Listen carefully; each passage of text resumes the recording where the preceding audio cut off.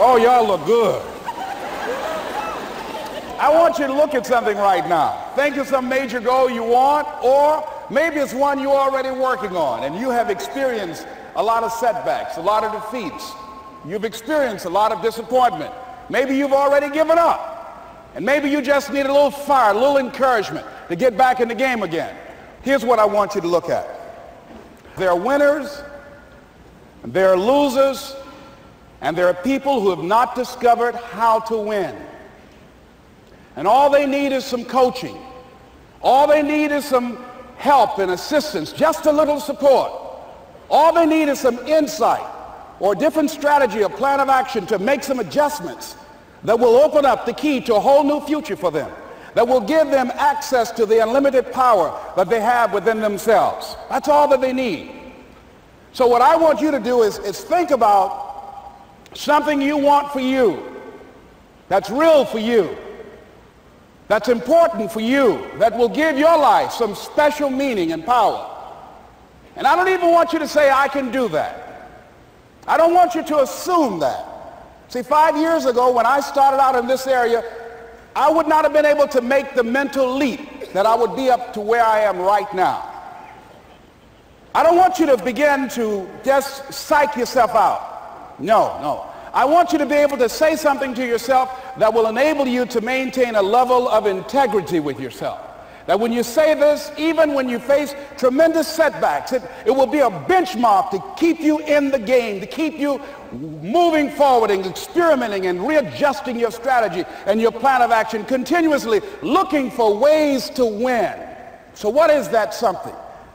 When you got an idea you want to move on, you might not have the money, you might not have the education, you might not have the support or the resources you need. What is that something that can keep us going, that will enable us to act on our dream? What's one of those keys that will begin to help us to discover the secrets to our dream?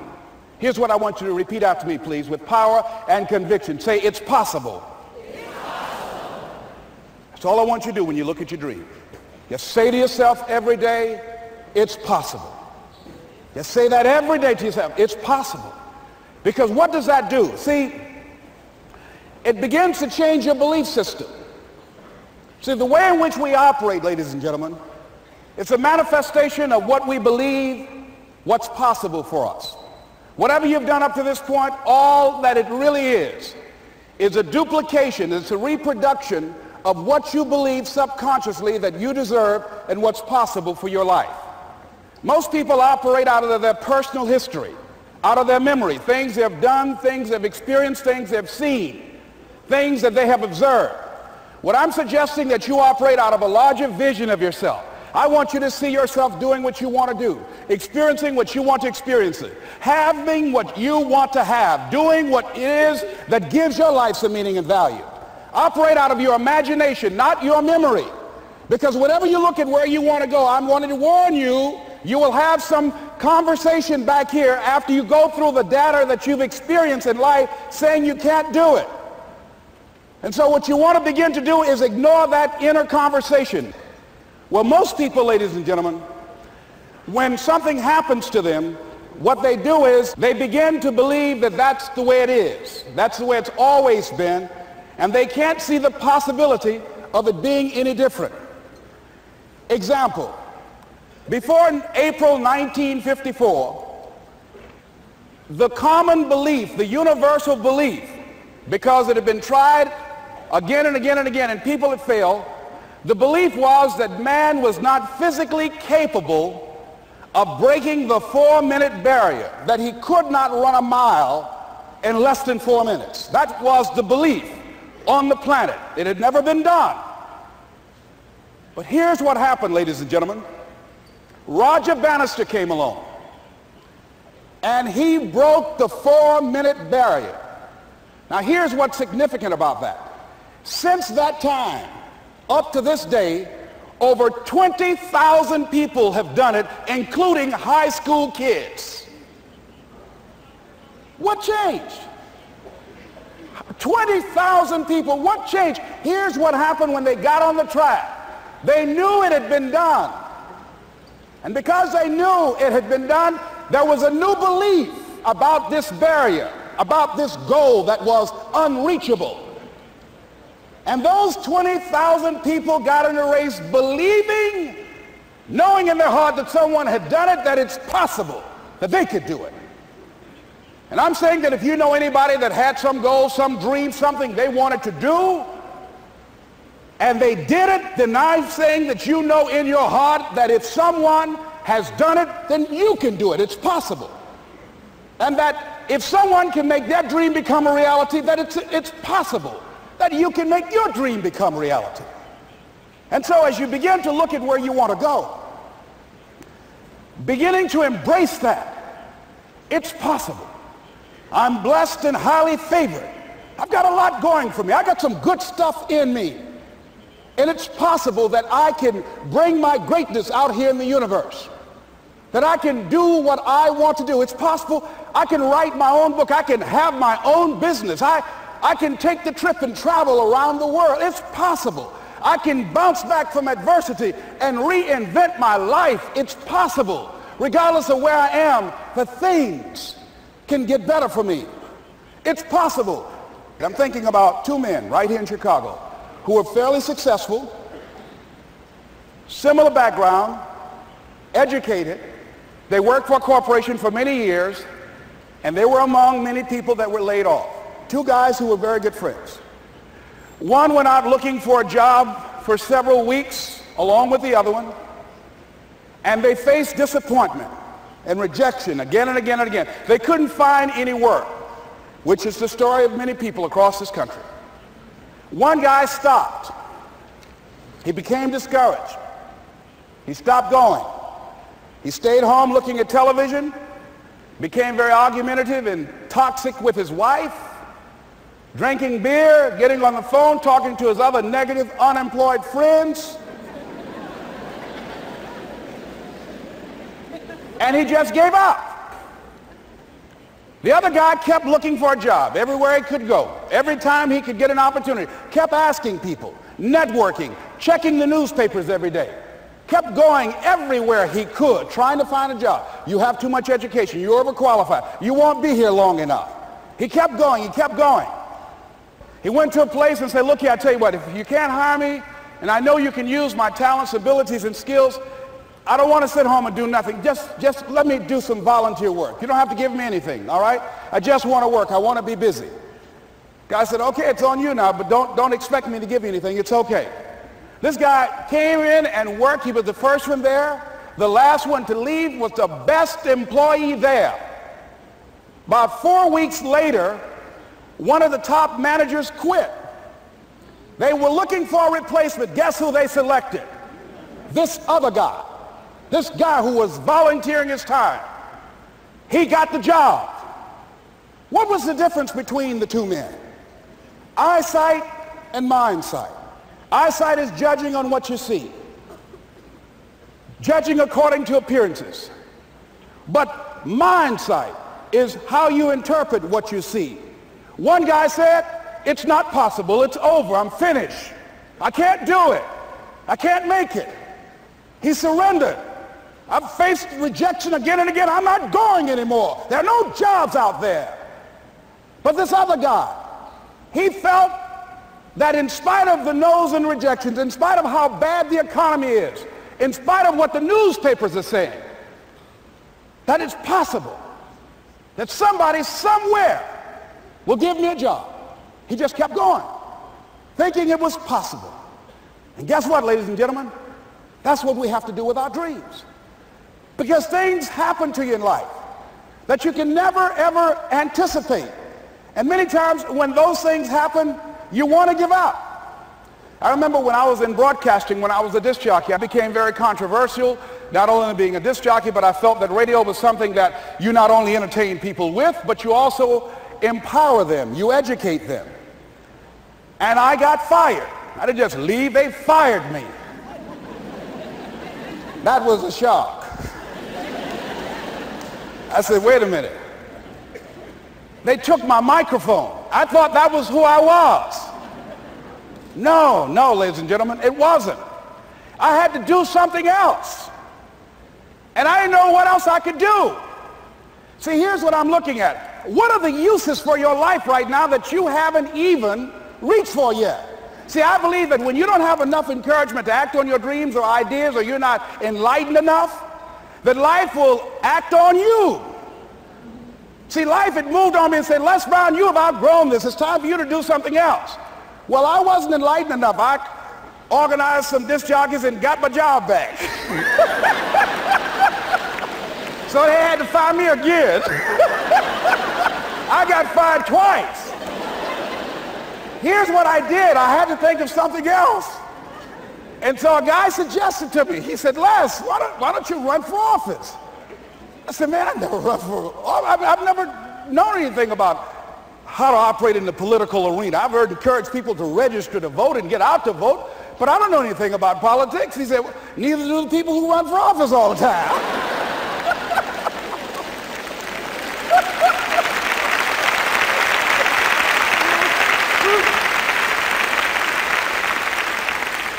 So I ran. Now here's what I'm suggesting. I ran. You got to do what you can where you are with what you have. I didn't have any money. I didn't know anything about the political process. I didn't even have any support. But here's what the guy told me. It's possible you could win. That's all I had. I was running against an endorsed candidate. He was an incumbent. He had the newspaper support, all of the leadership in the community, and I was challenging this guy. So I had a saying when I was on radio, stand up for what you believe in because you can fall for anything.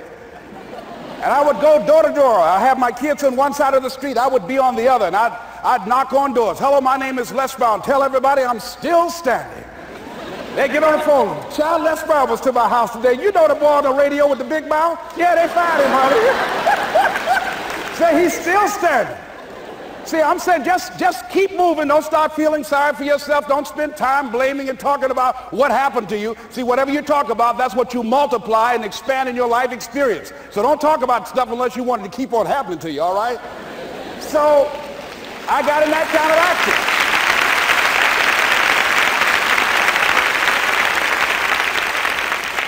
As I continue to do that, had my children with me, were going door to door, didn't have enough money. Eventually, we got close to the election and something happened that really surprised me. Guys who I thought were going to either support me or stay out of it, various powerful community leaders, they became involved in it and they endorsed my opponent. I felt devastated. Now that's going to happen to you when you're working on your dream. Things are going to happen that's going to catch you on the blind side. That was shocking to me. They didn't have to do that. All they had to do was just stay out of it. But here they go, come up in there messing with me. Now that's going to happen. There's some people who believe it's their personal business to stop you from living your dream, all right?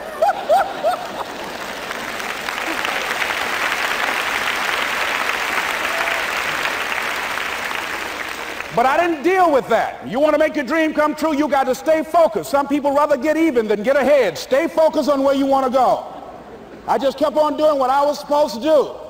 And so I was driving to the radio station. My opponent had over $20,000. I had less than $800. As I was in the radio station, the guy said, "You're going to make a commercial?" I said, "Yes." He said, "It better be a good one because that money can't go pretty far here." And I sat there in the middle control room and I was thinking. And here's what happens when you get still. Stuff will start coming. Something said, "Call your mama." You used to talk about your mother on the air all the time. Ask her to say a few words for you.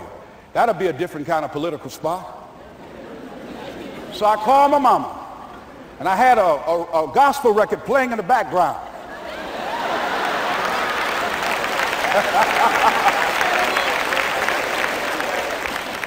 And then I had my mother say, "Hello, this is Mrs. Mamie Brown.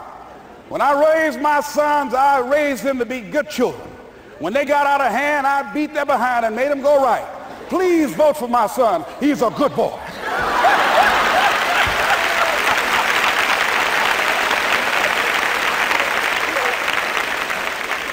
Usually in the state representative race, maybe 3,000 or 4,000 people will come out to vote in a primary. In that primary race, over 27,000 people came out and voted and said, I'm voting for Les Brown because his mama said he's a good boy. I won, ladies and gentlemen. I won.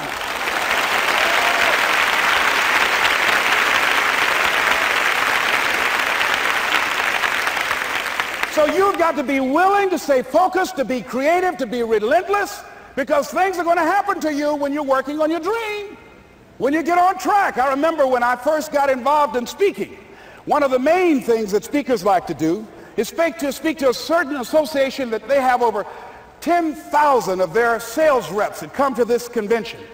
And I was relentless. I kept saying, it's possible. It's possible. See, what I want to let you know and set you up for, because you said it's possible, don't mean that you're not going to have any problems. That Murphy's Law ain't going to come and slap you side the head. Oh, Murphy going to come visit you. He's waiting for some of y'all out in the parking lot.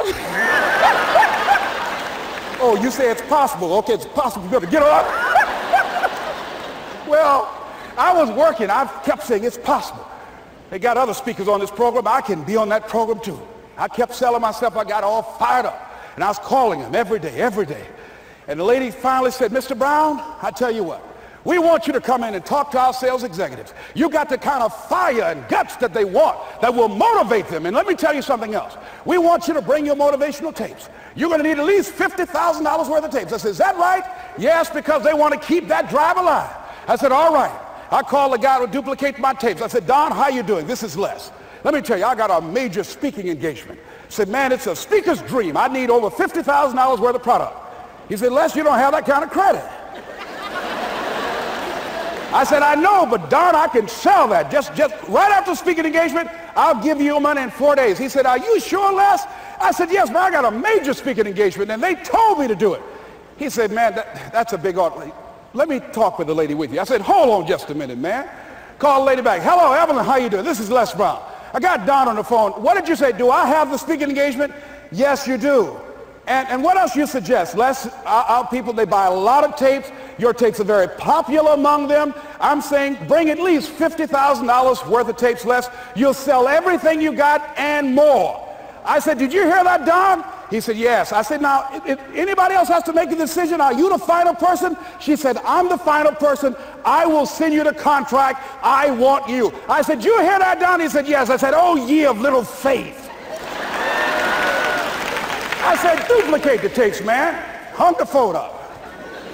Well, he duplicated the tapes. 1 week came by. I'm checking the mail every day. No contract. I said, come on, Murphy, don't start nothing, man. Come on. Come on, man, give me a break. Come on, you know, this ain't fair. Come on, man. Give your boy a break. Come on. I talked to myself, you know. I didn't want to call him right now. 2 weeks passed by. Murphy said, don't you think you ought to call him? I said, okay. I called. I said, hello, this is Les Brown calling. How you doing, Les? I said, fine. I said, Evelyn hasn't sent my contract out yet. Any additional information you need? So, Les, you haven't heard? I said, no. I said, Evelyn died. I said, she died? I said, did she say anything about me?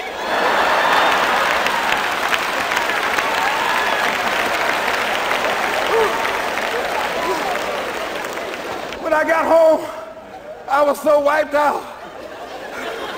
And Murphy was in the house waiting on me. Murphy said, is it possible you want to listen to some of your tapes?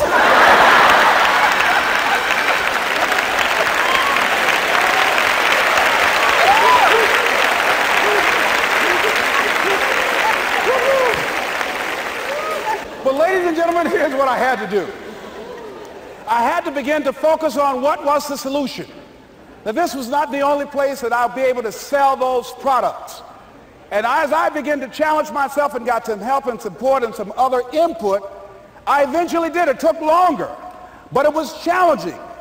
But I did it. Repeat after me, please. No matter how bad it is, or how bad it gets, I'm going to make it. I'm I'm going to make it.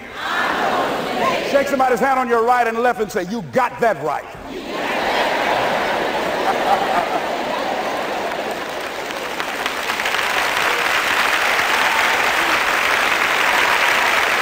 Repeat after me, please. It's possible. I can have my dream. I can get what I want. I must be creative and never give up. Now, let me share something else with you, ladies and gentlemen. When you know within yourself that there's something you want to do, and I believe that all of us were born with a purpose, that all of us have something that we are supposed to do, that all of us have some goodness within us, and that goodness gives us a responsibility to manifest our greatness. And when you know that, you can feel it in your guts, and you know that you're deliberately operating below your potential. You've gotten comfortable. You stop expanding, you stop stretching, you stop challenging yourself. Let me share something else with you. Not only is it possible for you to have your dream, but it's necessary. It's necessary that you have it, that you work on it, that you develop yourself, that you go for what is yours in the universe.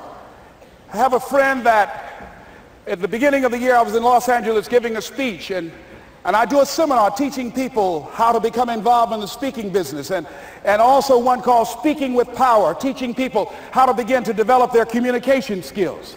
And this friend, I said, I want you to work with me. I called her up. She said, Les, are you sure I can do it? Sure you can.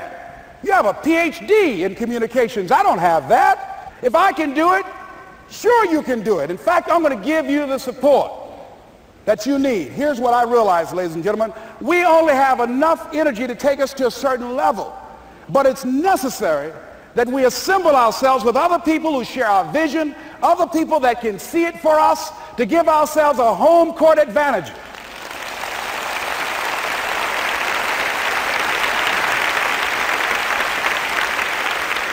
So it's necessary that you seek out other people who think like you, who are growing, who have decided that they are not satisfied with where they are. See, I don't believe that necessity is the mother of invention. No, necessity, in my opinion, is not the mother of invention. Refusing to accept things the way that they are is the mother of invention.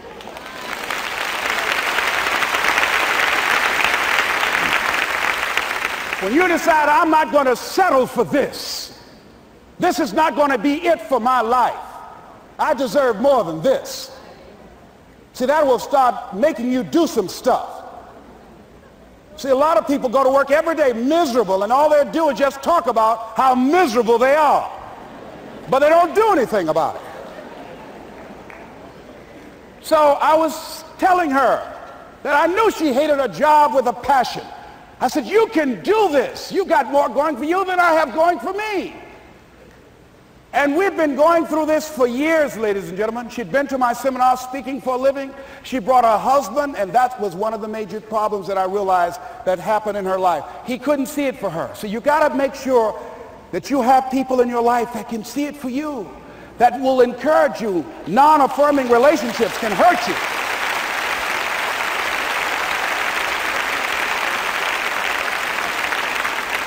And I talked to him. I said, you know, I don't have anything to do with your marriage. He said, you and I are good friends, and she and I are good friends. And I'm not taking sides. I said, but if you can't see it for her, don't tell her that.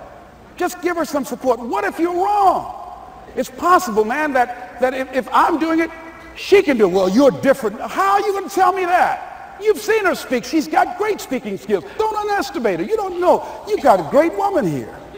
But you see, people who can't see it for themselves can't see it for you. He was happy.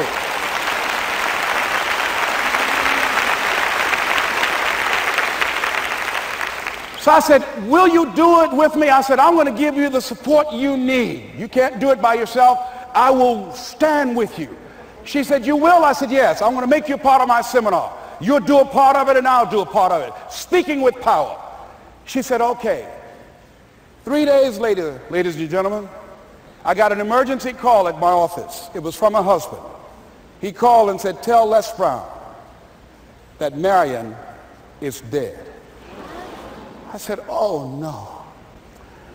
When I was flying there to go to the funeral, and I remember the last time that I saw her, and I had some of her papers that I had gotten inadvertently confused with mine, and I took them home.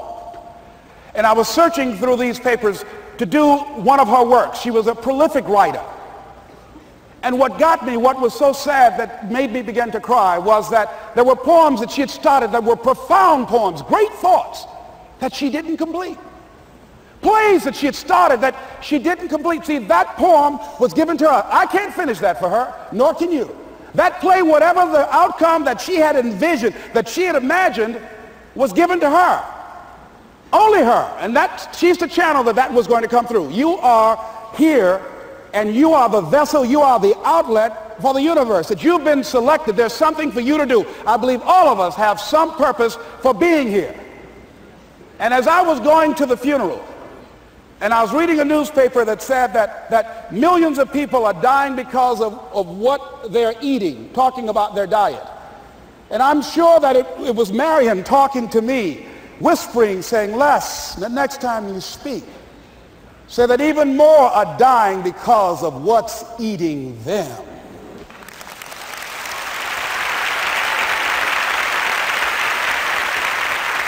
When the challenges of life come your way, you've got to find ways to increase your sense of self-appreciation, because if you don't, you're bombarded with negative stuff every day that beats you down, and you will find yourself unconsciously engaged in self-destructive behavior. If you don't program yourself, life will program you.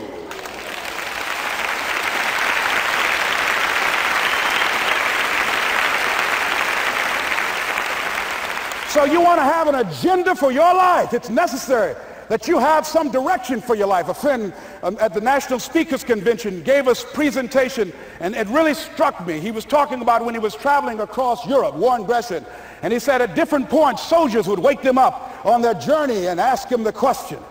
And I posed this to you. The question was, where have you been? Why are you here? And where are you going? And that's what I ask you. Where have you been? Where have you been up to this point? You look at your life. You look at what you produce.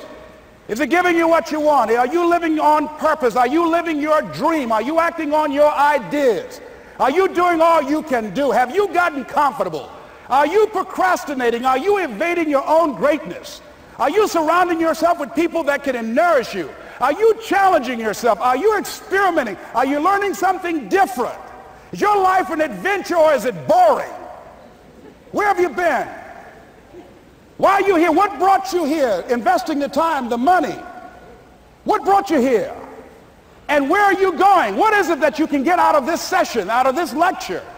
That when you leave here, rather than this just being a spectator event, that you got some idea, some dream, that you might have to go back and brush it off and look at it again and say, I've got to do this. This is my stuff. This is what I'm supposed to do. This is why I showed up. Where are you going with your life? What decisions are you making right now as you look into the future? Are you experimenting to find out what other talents and abilities that you have? See, we're in a time right now. The day is gone where you could just go to college and get out and get a job and work 30 or 40 years with job security and retire with a gold watch. The gold watch days are gone. Brand new day. Party's over. So now you have got to be multi-talented and multi-skilled. You've got to use all your stuff. You don't know what else you can do. I didn't know I can do what I'm doing right now. It's necessary that you stretch and challenge yourself and say, let me see. I start out as a trainer. I'm a trainer. That's what I am. That's what my expertise was in. And then I decided, let me see, can I speak? And then I discovered, hey, I can do that. What if I hadn't tried to do that and just been satisfied with just being a trainer, with a limited vision of myself? And then after training, and then I said, well, maybe I can go into business for myself. And I started speaking, going into business for myself. Well, maybe I could train other speakers and teach them how to go into business for themselves. See, you want to have a backup plan. You want to have other strategies for yourself. In case this doesn't work out, you got something else going over here. You don't want to ever put yourself in a situation where you have a limited vision and you're only using a limited amount of your talents, of your skills, and of your abilities. And I'm saying to you, it's possible you've got some talents, some ideas in you, your ability to do some stuff that you haven't even discovered yet. And I'm suggesting that it's necessary that you get outside of your comfort zone. It's necessary that you develop some new relationships where you can learn from people. It's necessary that you do reading, that you do research. It's necessary, if you're already involved in some business, that you don't be satisfied with where you are. If you want to make it today, it's necessary for you to constantly look at ways of getting better.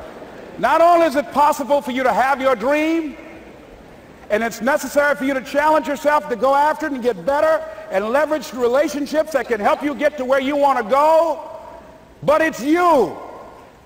The major key to your reaching your dream, your living up to your greatness, your making your contribution is you. If the economy is good, fantastic. If the banks are loaning money, that's great. If people are positive, that's great. You don't have any opposition, that's great. But the major key to your making things happen in your life is you. When I wanted to get on public television, you know, they told me, you can't do that. So wait a minute, I've seen these other people on. It's possible I can get on. Leo Biscaya, John Bradshaw, it's possible. Wait a minute, excuse me, hold on, time out. Let's be realistic. Come on, be logical. I said, well, wait a minute, why can't I do it? Well, let's look here. Think about guys who have credentials, all kind of credentials. You don't have any college training. They're not going to put you on television. Give me a break. I said, thank you for that. God love you, and I'm trying. And went on about my business. You hear me? Let me tell you something. What people think about you and the possibilities for your dream is none of your business. That's their business.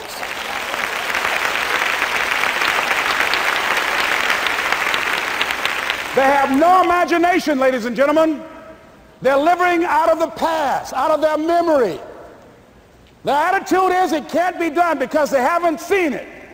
They're judging according to appearances.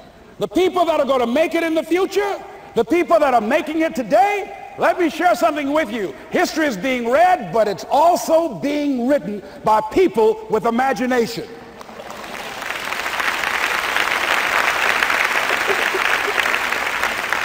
So I went to the next mode, necessary to start talking to people and seeking and asking for what I wanted and leveraging relationships and trying to find out how do the people do it that went ahead of me? How do they do it? And then what is it I need to do? How is it I need to train myself, to develop myself? What's the resources that will be required in order to make it happen? And as I start seeking out and asking questions, I started running into people who said, I know someone who can help you do that. And they helped me get connected with those people. Remember, we have so much energy that can take us so far. It's necessary that you hook up with some other energy that can take you to the next level. I hooked up with them. They said, let's go. I said, away we go.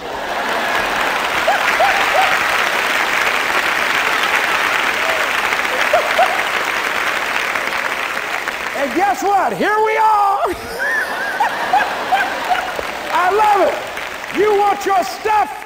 It's necessary you take responsibility for it, that you make it happen, that you don't give up, that you don't take any objection or disappointment or defeats personally, that you keep on keeping on, that you don't decide that I can't make it because you can't see the light at the end of the tunnel, that you realize that's a part of the program. And here's something you've got to resolve. Say this to yourself every day. See, as long as you're breathing, you got a shot at your dream. That's the way I resolve. Say this, please. It's not over until I win. You got that right.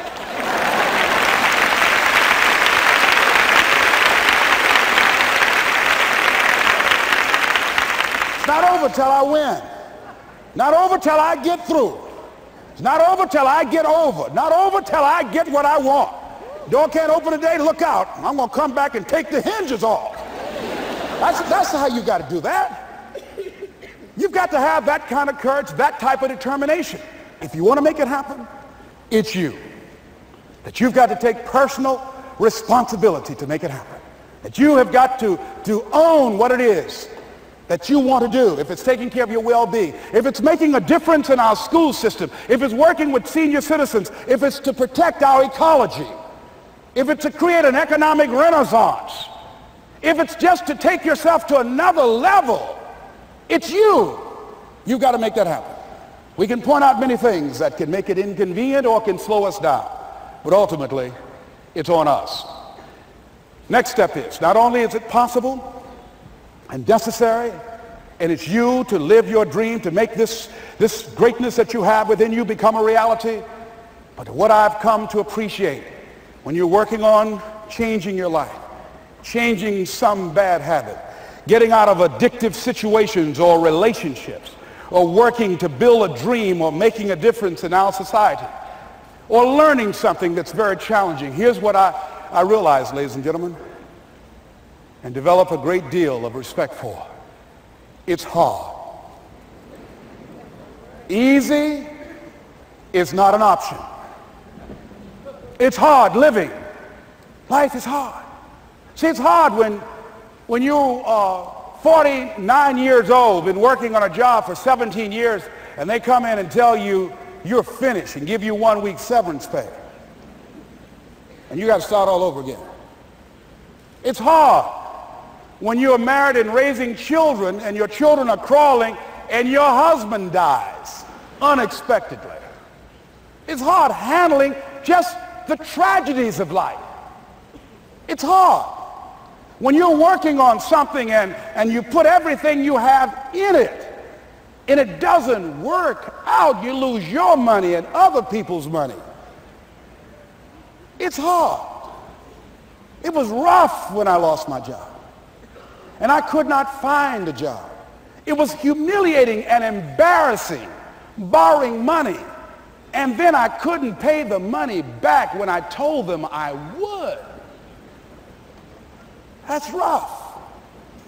How people look at you, how they respond to you. It's very hard. It's humiliating. Here's what I discovered that happens to you in life, that you will go through things, and while you're going through them, you can't understand why it's happening to you.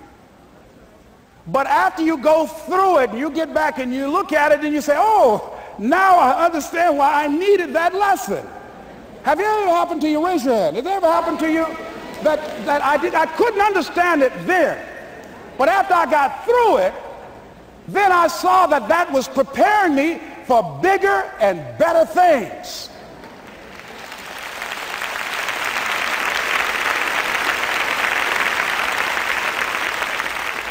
That as you go through the challenges of life and you look at it and embrace whatever comes to you, don't run from it. Step toward it. Don't try and duck it like most people do. See, most people want it easy. See, easy come, easy what? Easy go. See, but when you go at what you're going to deal with and you deal with the difficulties of it, when you handle those hard things close at hand, making those hard decisions right now that you don't want to make, learning those things that you don't like to do, but you know that in order for you to get where you want to go, this is one of the hoops that you have to flip through. And I'm saying to you, whatever you got to do it, because if you don't, life is going to whoop you until you surrender and say, okay, all right, I cooperate, okay, I learned, okay.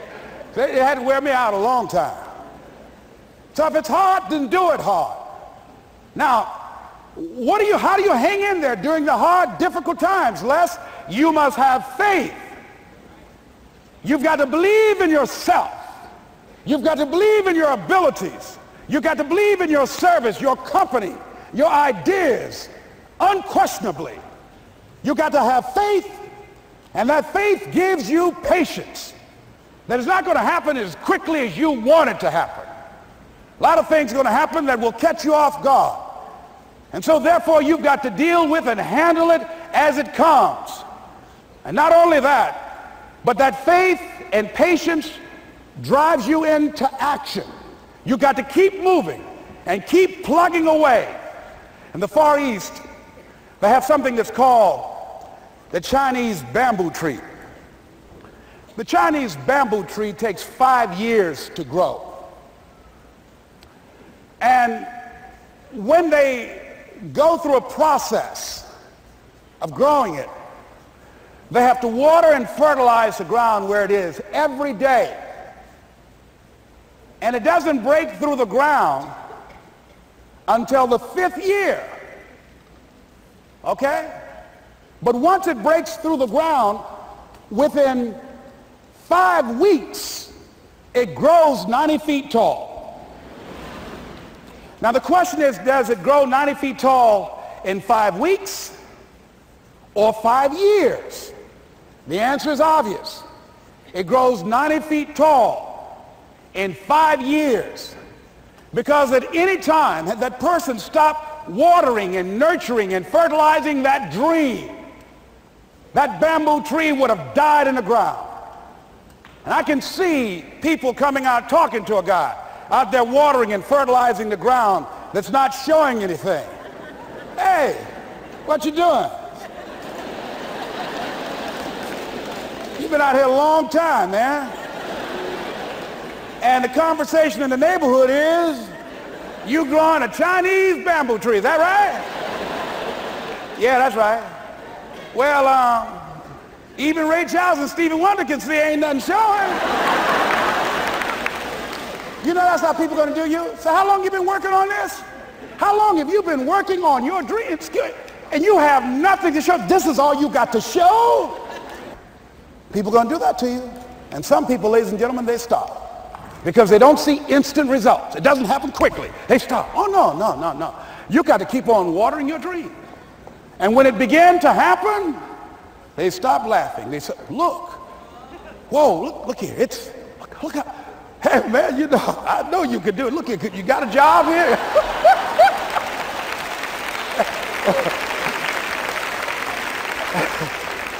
See, during those hard times, we didn't know how you're going to make payroll. During those times when you failed and things didn't work out, they were nowhere to be found.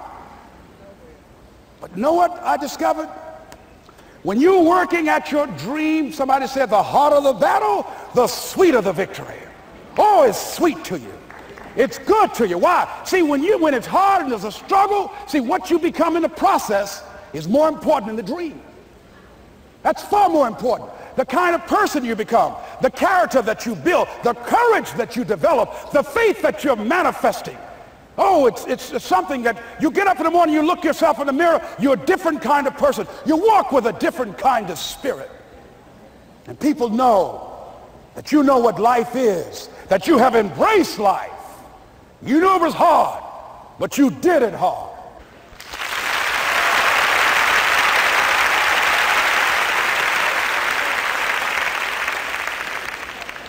Now it takes us to the next level. If it's hard, why do people do it? You ask people who do things. Why do they go it? People who climb mountains just for the sake of it. Nobody paying them to do it, just do it. Somebody said, I'm going to run around the world. He said, why would somebody want to do that? I'm going to swim the Atlantic Channel. Why? Why do people do that? I wondered, why would a Nelson Mandela give up 26 years of his life? Why do people do that? Here's what I discovered in high school. High school, I decided I wanted to go out for football. Never forget this. And I discovered why people do things. You know why, ladies and gentlemen? Even though it's hard, it's worth it. It's worth it.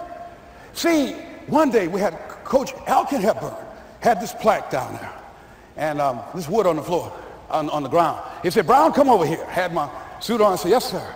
He said, I'm going to have old Larry Littles down there, old big Larry. Yes, sir. Big, fat, sorry Larry. Yes, sir. Brown, I want you to get down bull neck. Yes, sir. He said, I want you running Larry. I want you to put your helmet right in his pit, right up and hit his chest and knock him off that board. You hear me, Brown? You can do that. Yes, sir. Can you do that? Yes, sir. I say, hubba, hubba. I say, hubba, hubba. He said, Brown, I want you to knock him off. You're going to make the team. I know you can get him, all right? Look at him, how sorry he is. Knees knocking and everything. I said, yes, sir. Then he went down to Larry. Larry Littles, who played 12 years for the Miami Dolphins, all pro for 12 years. This is a bad, big dude. 250 pounds, strength, agile, and all muscle. He said, Larry, he said, man, you know Brown down there. He's down there talking about your mom and everything. He talked about how fat and sorry you are and how he's going to knock you off this board. Larry now spitting fire and growling and foaming at the mouth. Now I'm looking at Larry saying, oh, hubba, hubba. He said, look at that fool down there growling. He told me he's going to scare you, that you're going to leave. Are you going to leave? No, coach, I ain't going to leave. Go down there and knock him out the park. Boy, coach got back. He winked at me. Go get him, Brown. I went hard. I ran into Larry with my helmet. Larry said, boom. I don't know where I landed. When they woke me up, I said, can y'all take this helmet off me for a minute? I said, y'all got any more positions out here? They said, like where? I said, don't y'all need an announcer? They said, Brian, where you going? I was crying. They said, man, some girls over there. I said, I don't care, man, I'm hurt. So that fool almost killed me, man. He said, Brian, you quit, man? I said, yeah. I said, what? I said, it ain't worth it, man. No, it ain't worth it. Y'all go ahead. Y'all crazy. I'll be your announcer, man. I was calling the game. I was up there in the booth. Call good games, too, because the pain wasn't worth it to me. And I'm saying to you, you know why people do what they do? The people who go after their stuff, what makes it worth it? It's got to be your passion. You got to love it, ladies and gentlemen. You got to love it. It's got to be what you are supposed to do. You want to sing, and even though they want to invite you to Carnegie Hall, you're going to sing to anybody that listens to you, including singing to yourself. I used to talk to my plants when nobody else would listen to me. You got to write, even if no one published your book, write, because that was given to you to do. You do what it is you're supposed to. You're supposed to build something. You're supposed to create something. I don't know how to do it. Learn. Do whatever is required. Just go out there. It's possible you can get what you want. It's necessary. If you want it, you got to go into action. You got to be willing to experiment. You got to be willing to fail and to succeed. You got to be willing to form and to develop new relationships. It's you. It's on you. You got to make that happen. Nobody's going to bring it to you on a silver platter and say, here's your dream manifested. No, it's hard. Yes, it's hard. It's difficult. Yes, right. And it's worth it.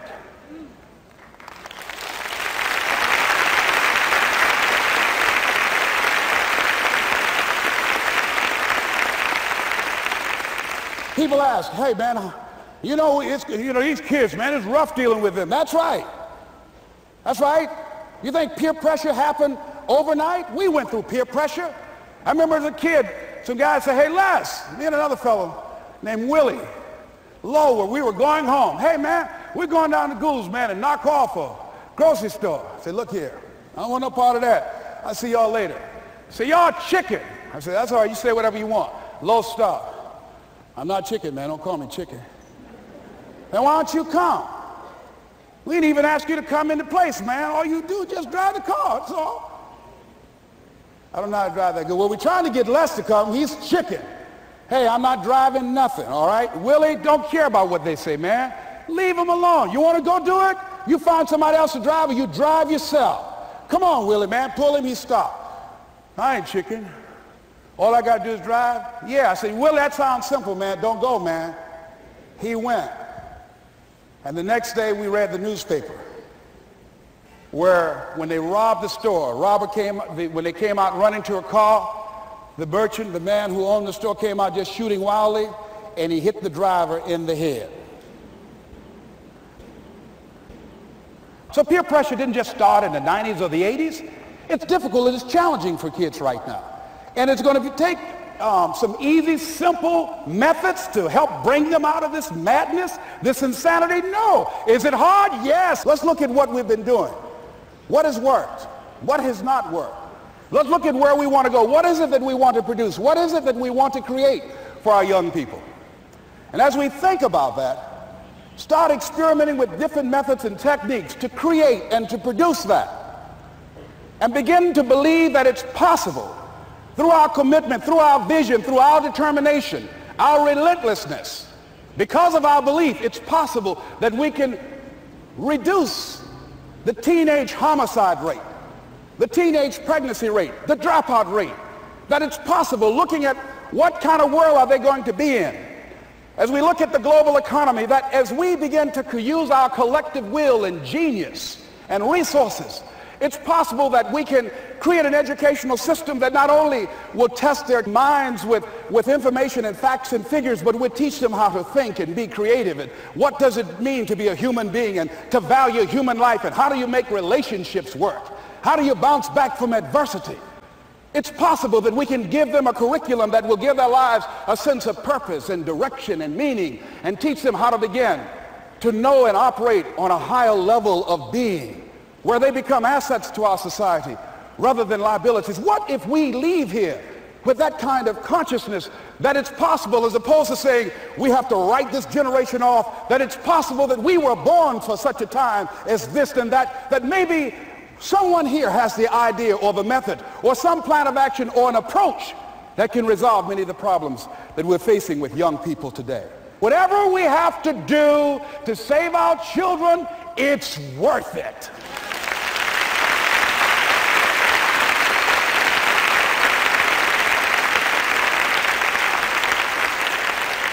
And so that brings me to the final step, that it's necessary for us to begin to look at the future and know that it's possible that we can have our dream. Yes, it is.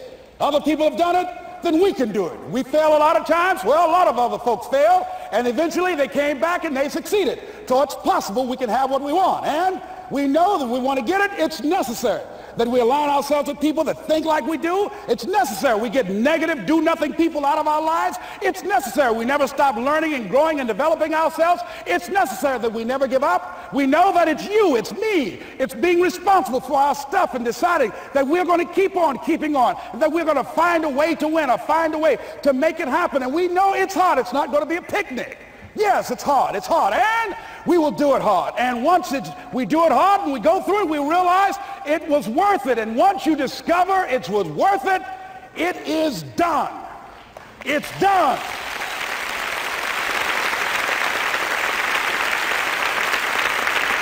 It's done, ladies and gentlemen, before it happens. Well, here's what I'm suggesting to you. That when you're working, you have a wall to break through. Let's say a friend of mine who runs a marathon, and he says, when he's running the 26-mile marathon, he said, let's say that hypothetically, that 18th mile is the wall. He said, Les, when you get there and you're running, he says, everything in you is telling you to stop, to give up. Every muscle is aching, and you're saying to yourself, I can't do it. I can't do it. And you just keep on, and you keep on, and you keep on. It seems like you're moving at slow motion. And then eventually when you break through that 18-mile wall, then you know it's like done, and you're on automatic, and you glide on in, and you know it's there. You know you're going to get to the finish line. And we've all had experiences where we were working on something, and we knew it was possible. And we did those things that were necessary to bring it into reality. We took the responsibility to make it happen. Other people couldn't see it. A lot of people didn't believe it. You were attacked. You were criticized. People were opposing you, but you kept on doing it. It was hard. It was rough. It was difficult. But to you, it was worth it. And eventually you got to a level you know, can nothing stop me now. I'm on the move. I'm on the move.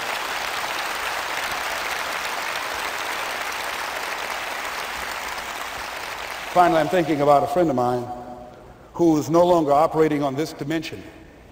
His name was Jack Boland. He had this vision of a church that would serve various types of needs for people, their supportive needs, and helping them in recovery from drugs and alcohol and whatever addictions that they might be involved in. And he was known for bringing in different kinds of speakers. And over a year ago, he was diagnosed as having cancer, and he announced to his congregation that he's going to be taking chemotherapy, and that it was a possibility that the cancer would go in remission, and he was optimistic about that. And sure enough, it did for a year. And one of the things Jack always talked about is that he wanted to have his funeral while he lived.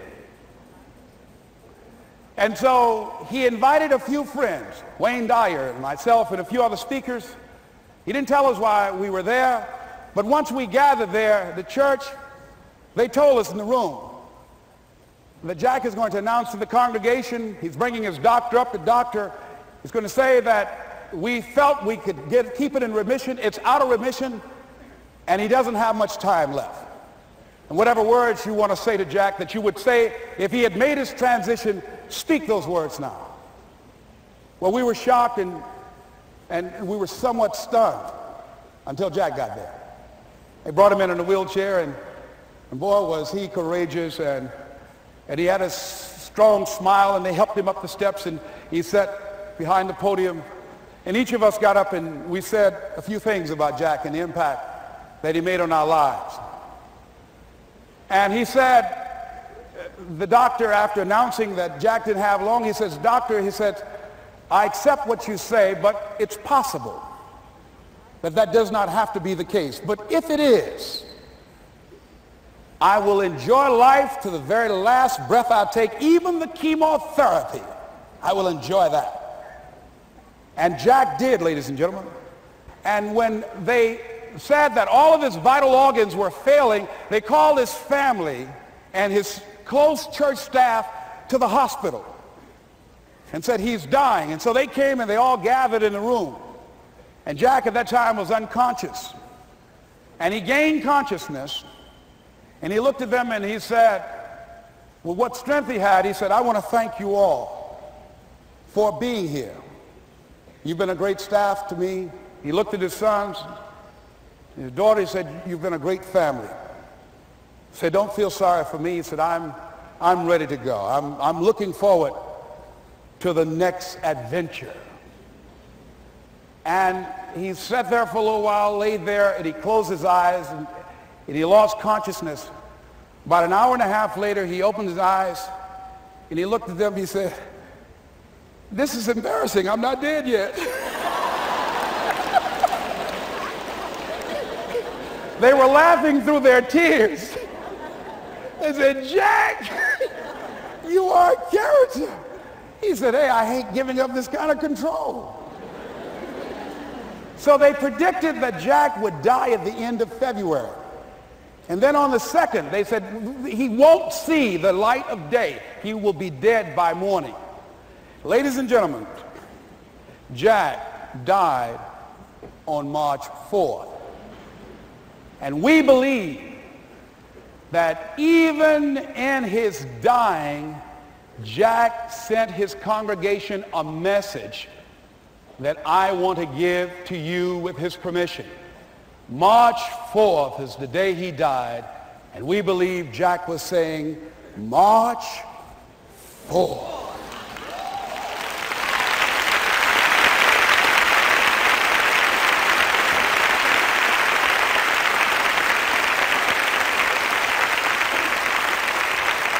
So I say, as you look into the future, while other people are giving up, feeling like victims, feeling powerless, becoming negative, turning on each other rather than to each other, feeling that they can't make it, be ye not conformed to this world, but be ye transformed by the renewing of your mind with the mindset of that it's possible that we can save this generation. It's possible that we can create new industries, a new economy. It's possible that I can find a new profession, a new job. It's possible I can create a new life. And it's necessary that I become actively involved in becoming a positive force in my life and on the planet.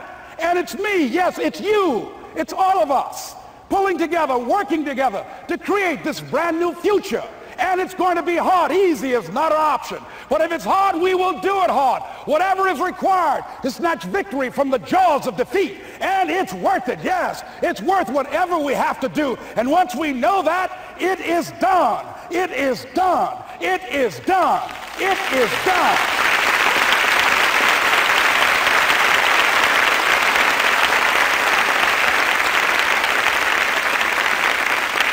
So I say to you, whatever your dreams are, whatever you want to do, in the spirit of Jack, March 4th. This is Mrs. Mamie Brown's baby boy, Leslie Calvin Brown, saying, "It's been a plum-pleasing pleasure as well as a privilege." Thank y'all here. Thank you. Thank you. Thank you. Thank you. Thank you very much. You're very kind. Thank you. Thank you very much. You're very kind. Thank you.